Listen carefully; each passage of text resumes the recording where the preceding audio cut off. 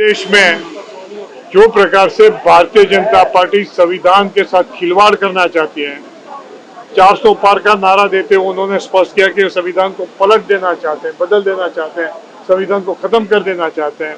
ये देश की प्रजा ने तानाशाही को रोक तो दिया, मगर आज की डेट में भी जो है ये परास्त नहीं हुआ है, जख्मी हुआ है।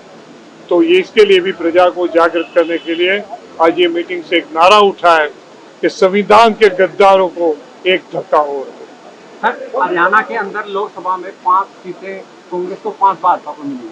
विधानसभा में क्या देखते, कहीं ऐसा तो नहीं है वहाँ भी 50-50 हो जाए? और विधानसभा में स्पष्ट बहुमत कांग्रेस पार्टी को मिलेगा, 70 से भी ज्यादा सीटें मिलेगी। कहीं लिखना है तो लिख के रख दो। भारतीय जनता पार्टी इधर उधर का प्रयास करती है, लोगों को बुला बुला के अलायंस करके बी टीम अपनी खड़ी करती है।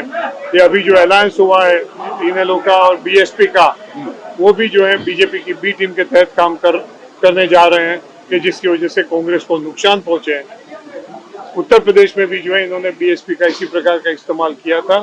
मैं समझ रहा हूं कि आज जो परिस्थिति है, लोगों ने मन बना लिया है कि भारतीय जनता पार्टी का जो लोग भी समर्थन करते हैं वो कौम के दुश्मन है, देश के गद्दार है, संविधान के गद्दार है। और ये जो है ये इसी प्रकार के बी टीम खड़ी करने से भारतीय जनता पार्टी को सबसे ज्यादा नुकसान होगा।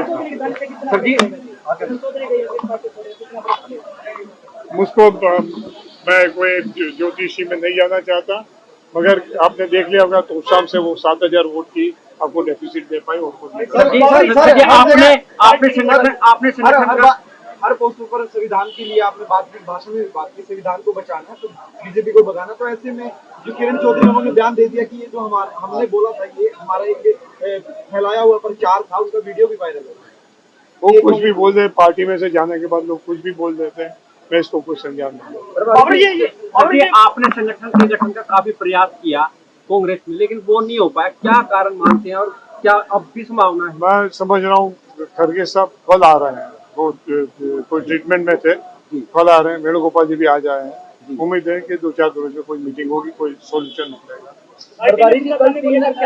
तीन बदमाशों के एनकाउंटर सोनकत से पहले कांग्रेस बीजेपी पर लगातार आ रही थी कि हरियाणा में जंगल राज हो गया, एनकाउंटर शुरू हो गए, बदमाशों को विदेशों से पकड़ के ला रही है, क्या कहना चाहिए? मैं हरियाणवी कम समझता हूँ, बहुत स्पीड से बोले, थोड़ा धीरे से और हिंदी में बोले तो। सोनीपत में हरियाणा पुलिस ने एनकाउंटर किया है, 3 बदमाश मारे गए हैं। इससे पहले कांग्रेस बीजेपी पर लगातार हावी थी कि हरियाणा में जंगल राज है, क्या कहना चाहिए? हरियाणा में जंगल राज में आपको कोई शंका है? जिसका मंत्री महिलाओं के उत्पीड़न का आरोपी हो, जिसके स्टेट की सीआईडी ने उसके सामने का एफआईआर को क्लियर किया हो, फिर भी ये प्रदेश का मुख्यमंत्री कहता है कि न तो हम उसके सामने एक्शन लेंगे, न इस्तीफा लेंगे, न तो उसके सामने कोई जांच करेंगे। और 6-6 महीने तक उसको मंत्रिमंडल में रख के सुरक्षा दिया। वो जंगल राज से कम है? आपकी महिलाओं की बेइज्जती करें, पहलवानों को जाहिर में घिसेटें, वो जंगल राज से कम है? आज जो प्रकार से पूरे प्रदेश में पलायनवाद चल रहा है, जो प्रकार से नौकरियां खत्म हो रही है, पोर्टल का दुरुपयोग हो रहा है, वो जंगल राज से कम है? पार्टी को लेकर क्या कहोगे? पार्टी का कार्यक्रम होता है तो ऐसा क्या कुछ के अंदर लोग खड़े मिलते हैं, मैं आपसे पूछूं कि आप मुझसे पूछ रहे हैं?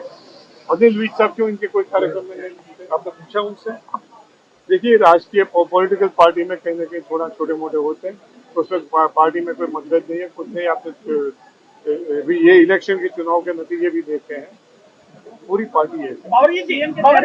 आपके खुद आज इस कार्यक्रम में पार्टी कार्यकर्ताओं ने कहा कि हमारे हितों की रक्षा नहीं हो पा रही है।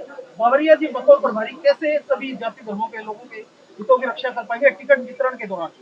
टिकट वितरण के दरमियान भी करेंगे और उसके बाद भी करेंगे। It requires a strong political will, जो आज मैं राहुल गांधी जी में भी देख रहा हूँ, और मेरी भी सोच कहीं इससे शायद नजदीक है, और हरियाणा के लीडरों में भी उसके लिए प्रतिबद्धता में देख रहा हूँ। कांग्रेस अक्सर आरोप लगाते हैं भाजपा पे कि वो जब भी चुनाव आता है तो भाजपा जात पात का गेम करती है, तो ऐसा तो नहीं विधानसभा में भी भाजपा कुछ ऐसा करे और कांग्रेस भी उनकी काट ना कर पाए? वो कुछ भी कर लें, इंजन बदल दें, डिब्बे बदलते हैं, इंजन नहीं बदलते। दोनों इंजन में खराबी है, उसकी नीति खराब है, उसका प्रशासन खराब है, उसकी नीयत खराब है।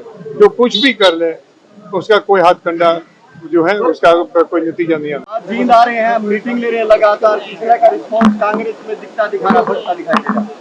हाँ जी, जिनकी जो मीटिंग हो रही है, हमारे हरियाणा प्रदेश कांग्रेस के एससी डिपार्टमेंट की ओर से बुलाई गई है और मैनिफेस्टो के सुझाव के लिए पूरे प्रदेश में मैनिफेस्टो सुझाव की मीटिंग हो, इसके लिए किया गया है।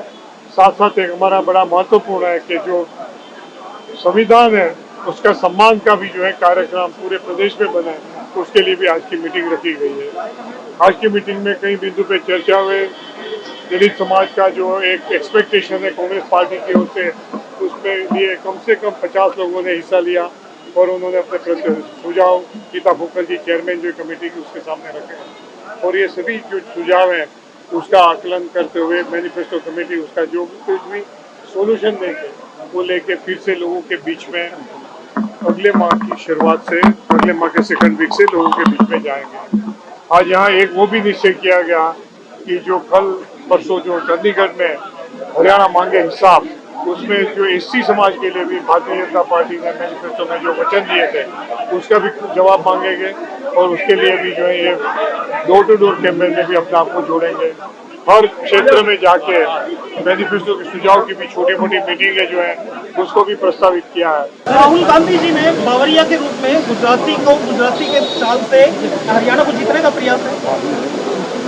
मैं राहुल गांधी जी के साथ सालों से काम करता हूँ। सर, सीएम चेहरे को लेकर पार्टी की प्रधानी बने, उसको लेकर क्या करोगे? सीएम चेहरा मैं फिर से कहें, सीएम चेहरे को लेकर पार्टी में प्रधानी से तुम्हारी चर्चा मैंने आपसे वहाँ अभी चंडीगढ़ में भी कहा था, यहाँ फिर से आप पूछ रहे थे, दोहरा रहा हूँ कि पार्टी में अभी ऐसी कोई सोच नहीं कि हम सीएम का कोई चेहरा हो सके।